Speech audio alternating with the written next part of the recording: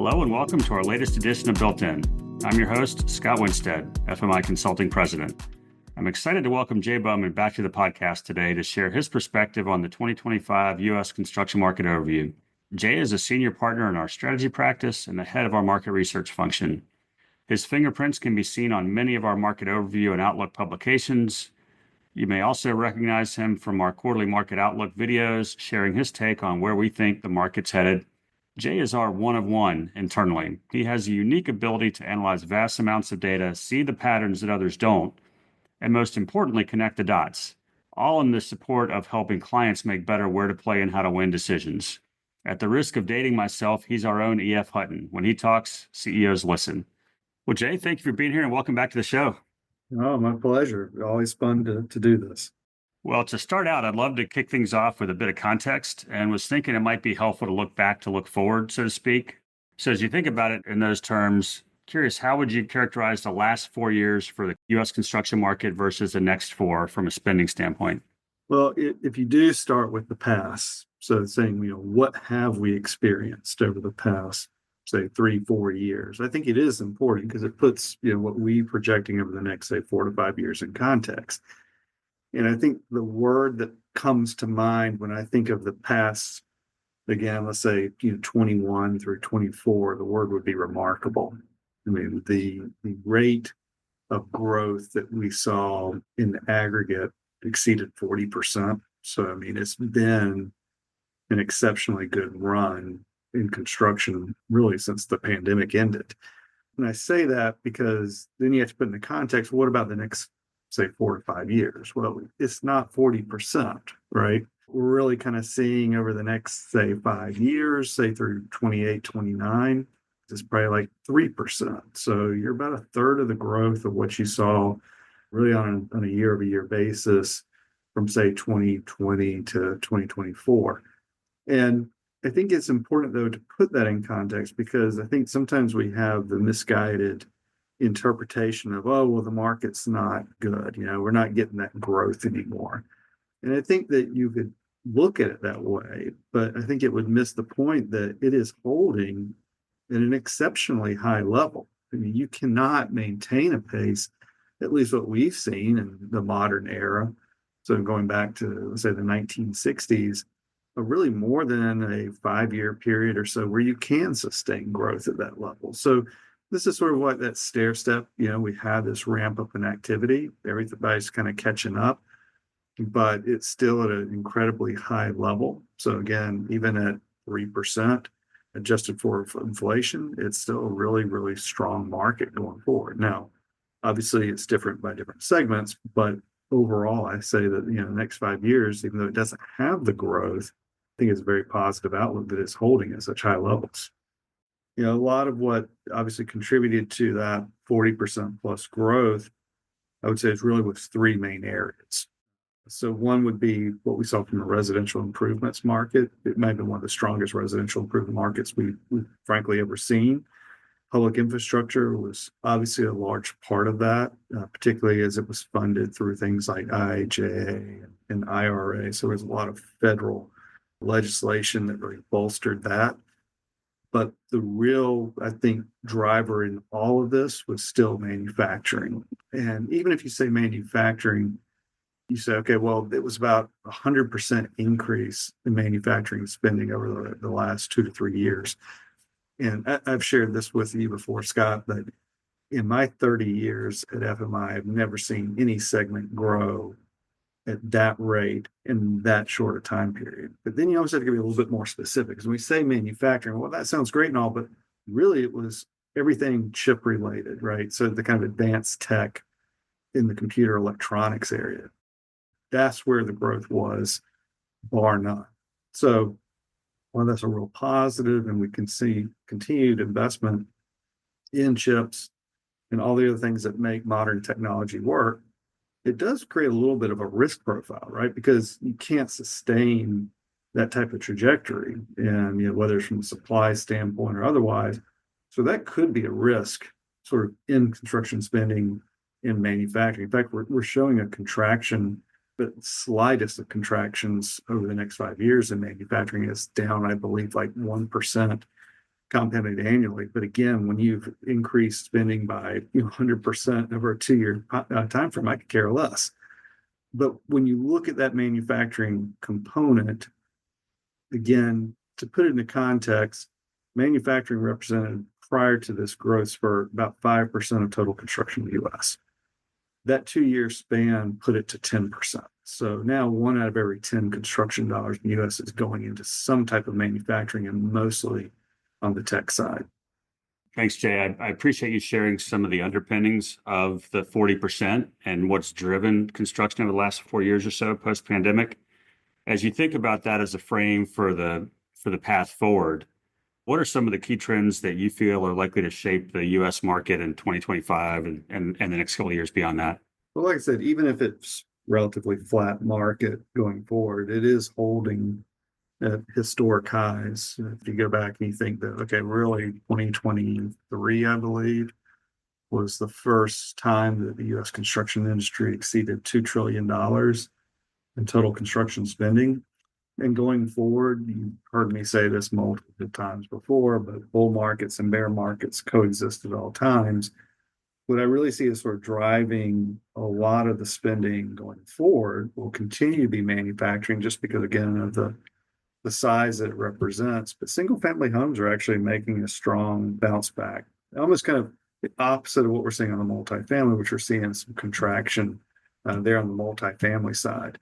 And then the other big one, I think, is really a lot of this is power and what we're seeing in the utility space.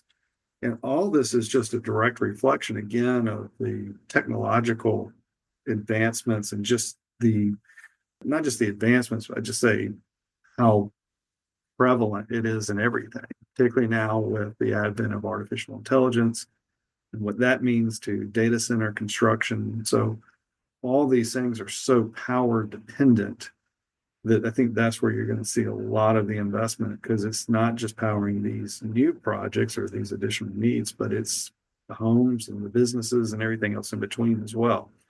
But those would be the big areas I'd see: these single family homes, continued growth in manufacturing, and then on the power side, and probably just right behind it, water, wastewater. There's been several huge projects that have come out recently and that will continue going forward, just as we see a lot of different markets expanding, just with more people moving in, net migration patterns, et cetera. But very, very bullish, if we will, overall. I really think there's probably three things that are underpinning a lot of the demand that we see going forward from a construction spending forecast perspective. But the big three, again, I'd say infrastructure investment. There's just seems to be continued emphasis on infrastructure driven by federal funding and policy reauthorizations. And with the new administration, I think you'll see continued emphasis in infrastructure related things as part of making either the country more resilient or just meeting the demands to compete on a world stage. The technology integration is the second one, and by no means is it second in terms of importance. It's just the one I mentioned second. But again, artificial intelligence, quantum computing, what we've seen from a 5G advancement, all these things that are reshaping the data center construction market. And then third, just continues to be the manufacturing thing. Again, in high-tech sectors like semiconductors and EV batteries, those will continue to drive growth over the next 5 years. But if I had to kind of nail it down to those three, those would be the primary ones I'd say is really driving a lot of the investment going forward over the next 5 years. You mentioned that when the market first eclipsed the $2 trillion market, I'm reminded of a phrase I think futurists you hear talk about, the future's here, it's just not evenly distributed.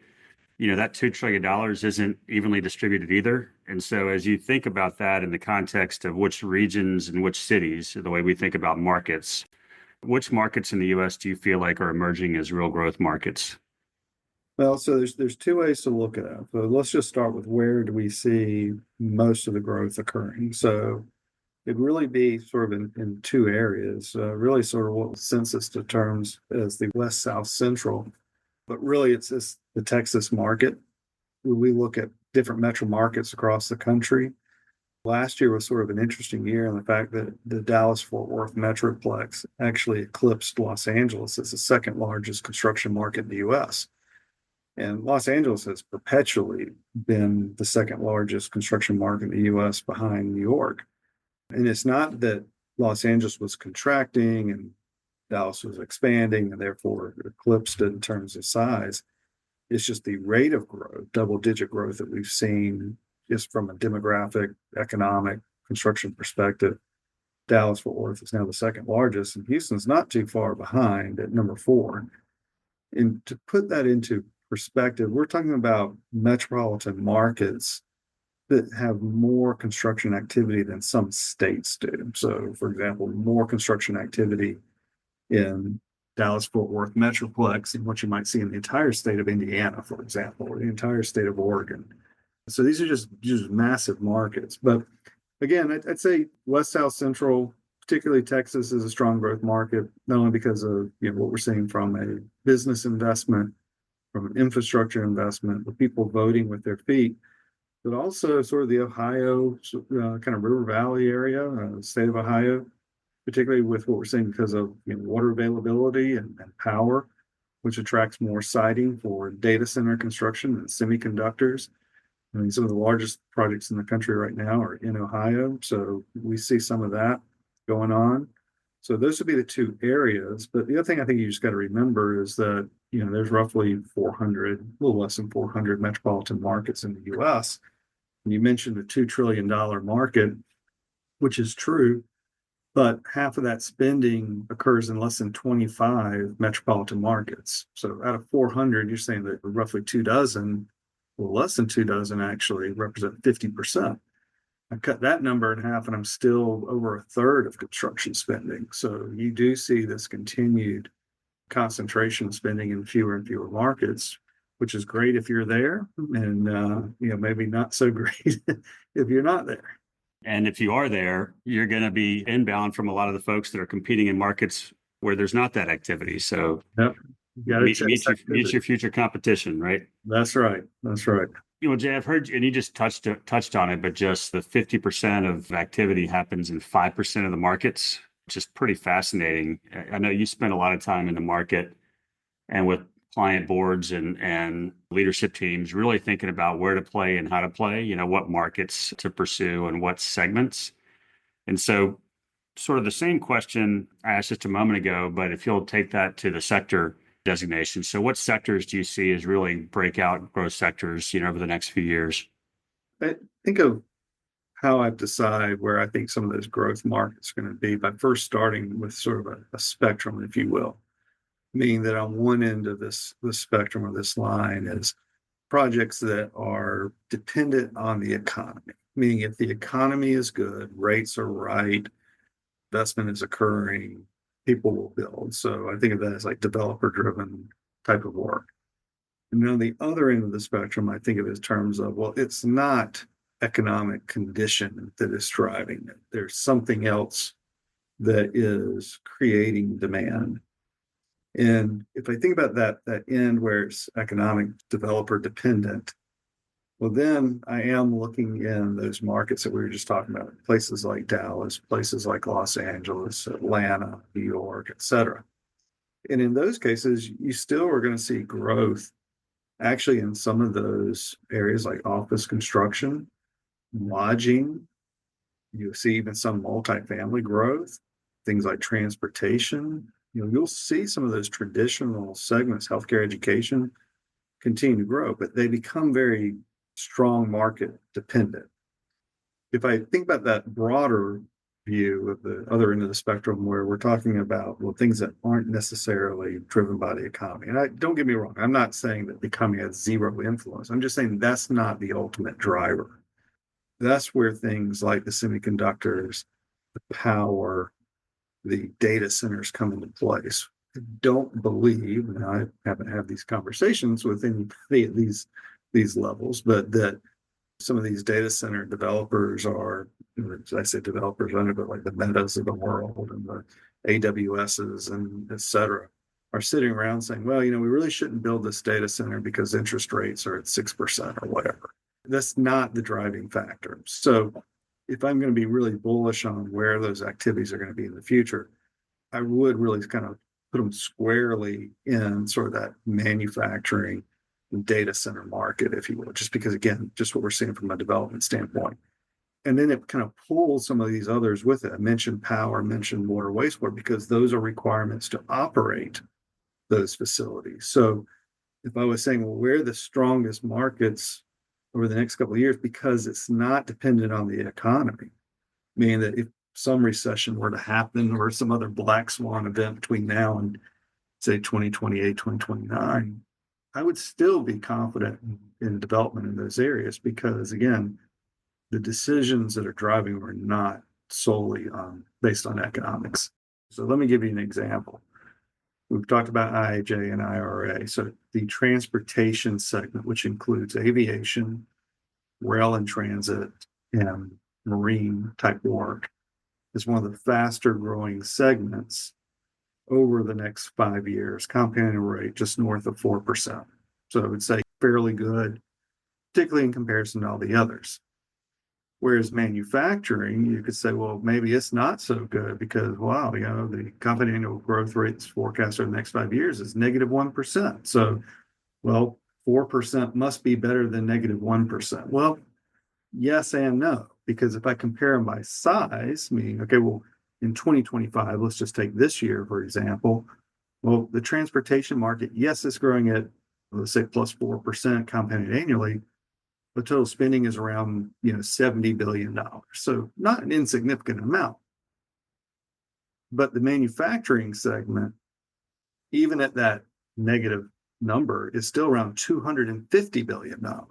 So more than 3 times larger than the spending in transportation. Meaning that if I wanted transportation to get anywhere near the size of manufacturing, I'm not talking about 4% growth over 5 years. I'm about, it had to be like 20, 30% growth on an annual basis, right? So I think it's important that we balance those things out because I think a lot of times the tendency for a lot of people is to get enamored with percentage growth to the detriment of just kind of missing that there's still huge opportunities elsewhere. How about the public versus private markets? What are the shifts that you're seeing in the balance of public markets versus private sector construction spending over the next few years? Obviously, as I mentioned earlier, with IIJA and IRA pushing more investment into the public sector markets, while that has been beneficiary, you still have to say that you have to realize that roughly 75% of all construction spending in the US is private. The public, which includes state and federal, is only about a quarter of spending. I mean, that's not an insignificant amount, but even with the big pushes that we've seen, you're talking, a point or two difference. Well, that translates to really big dollars as a balance or share wise. It doesn't really move the needle that much. It's still so dominated from a private perspective, and particularly like in the residential space is what we think of, which makes up almost 50% of the market. But we're still probably seeing the private market continue to be the dominant share. It's just like IIJA and IRA, as I mentioned, have boosted a lot of the public spending. Well, the data center market and the manufacturing, particularly in the tech space, that's all private. So, you're kind of getting it both ways, maybe. So shifting gears a little bit, I want to come back to something you shared a little bit earlier, Jay. When you talk about the market and where things are headed, talk a little bit about just the energy transition and how you see that unfolding over the next several years. Well, I think the transition of renewable energy will remain pivotal, with probably over 90% of new generation capacity likely coming from renewables. Utility scale solar, particularly, I think will expand because what we've seen not only driven by federal incentives, but also based on some of the technological improvements we've seen and also with batteries. Simultaneously, I'd say that grid modernization and energy storage investments will accelerate, particularly in light of meeting increasing demand from data centers and AI. The wind is a little bit more of an unknown just because of the new administration, looking to probably stop some of those subsidies that go to wind. And then there's the question of, well, what happens from a Canadian perspective with geothermal, not just geothermal, but hydro, basically, is what I'm talking about, being another form of energy, particularly if we can import more of that power But I do believe that you will see this continued transition to renewables. And I think one of the ones that has probably the most interest, but interest doesn't always equate to activity, is small modular nuclear reactors. In my personal opinion, it makes all the sense in the world. It's clean, it's cheap. We've seen it work. I mean, we have submarines and aircraft carriers that have been working on small modular reactors for half a century. And so that seems to be part of the equation going forward.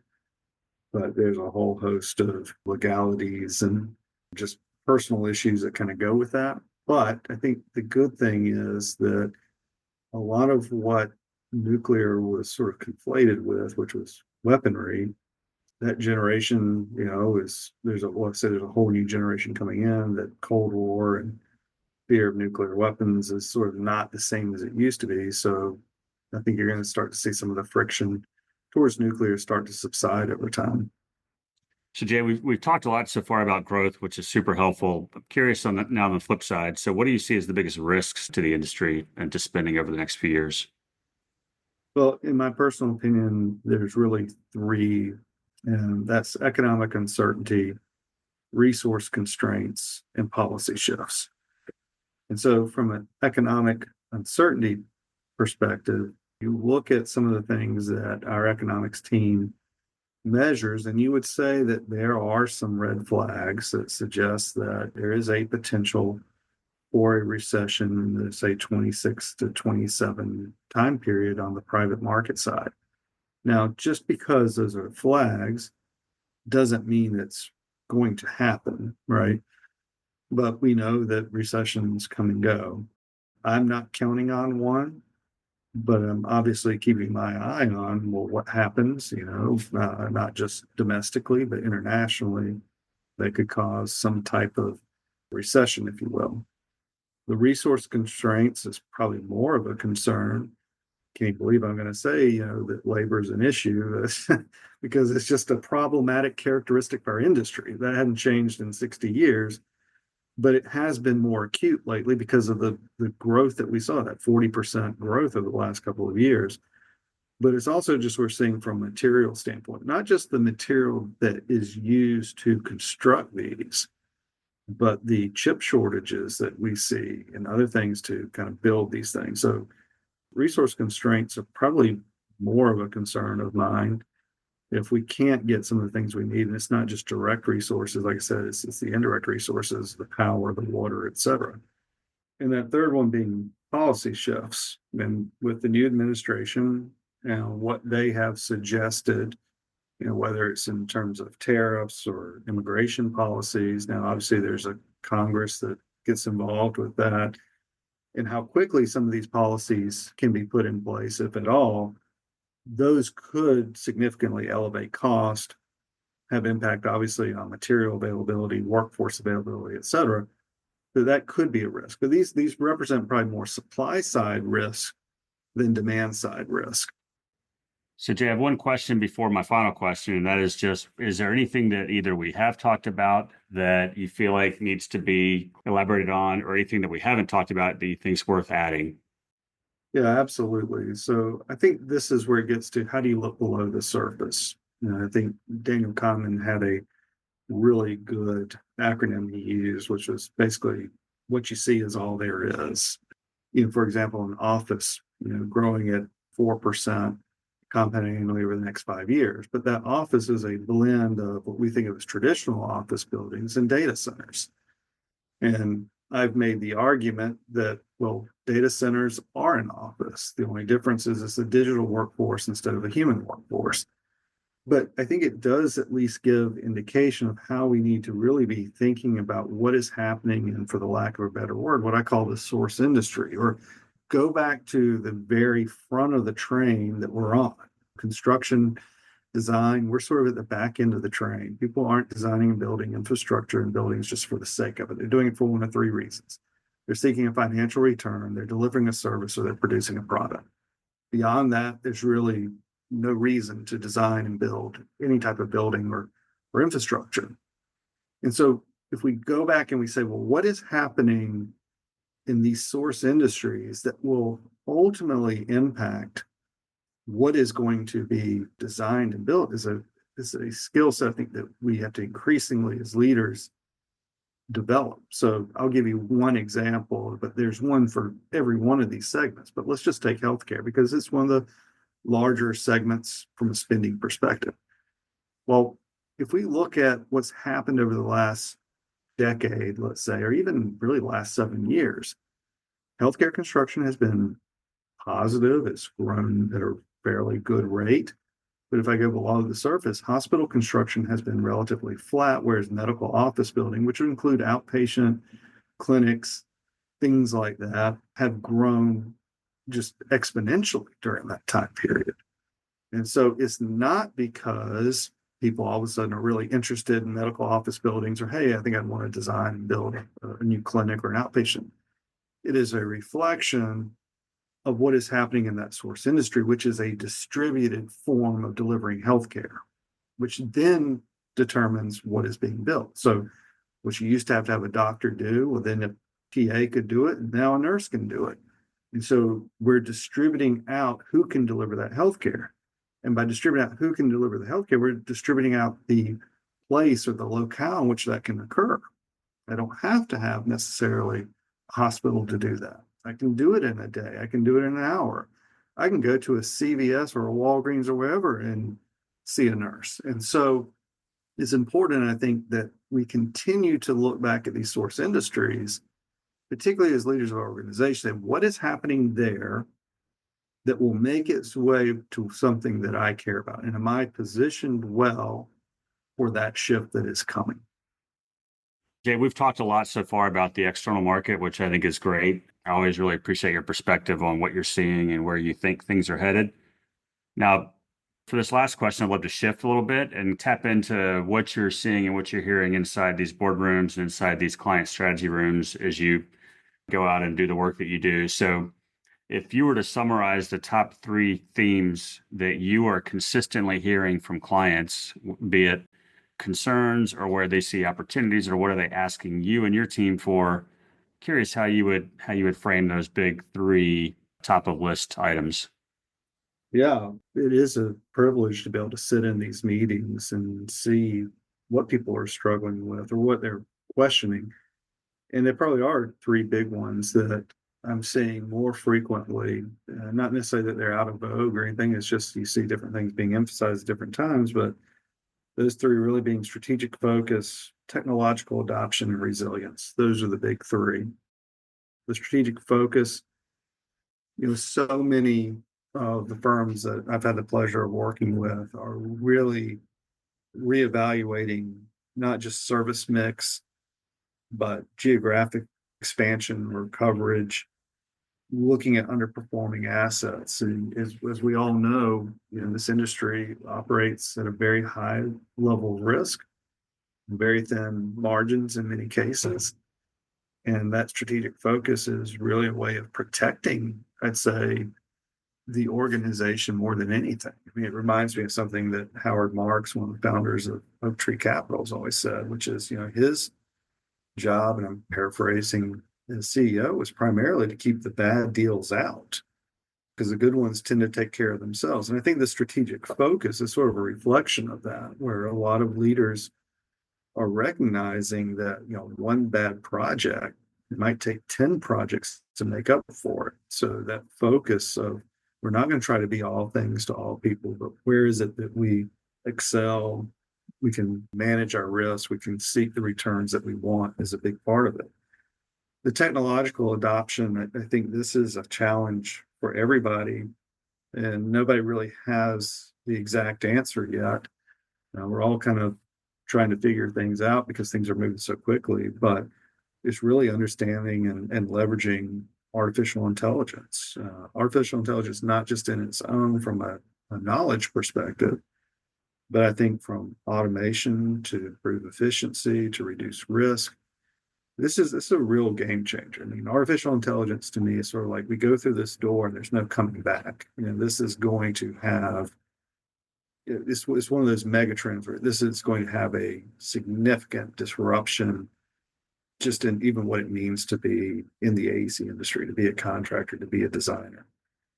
And then the resilience one is probably one that I really appreciate trend wise to see more than anything, because it's one of the things, obviously, that you and myself and others at FMI for 75 years have really been pushing. But is, how do you prepare for any type of market that may come?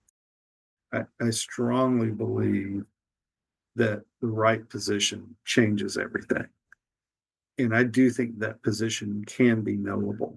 It goes back to what I was saying earlier about strategic focus, but it also has elements of the technological adoption. I mean, what are the tools and resources that we're going to use to strengthen that position?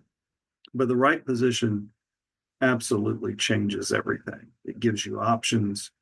It sets you up for resilience and growth despite what the economy may look like. And I'm just really, really very pleased to see that really being part of the efforts and the attention of so many leaders today in the AC industry.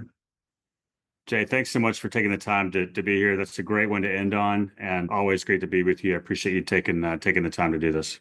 My pleasure. Thanks everyone for listening to another edition of Built In. As always, please remember to like or subscribe to the podcast to make sure you don't miss an episode. And be sure to tune in next month when I'll be joined by Ed Kutsky, Executive Vice President of Aldridge Electric.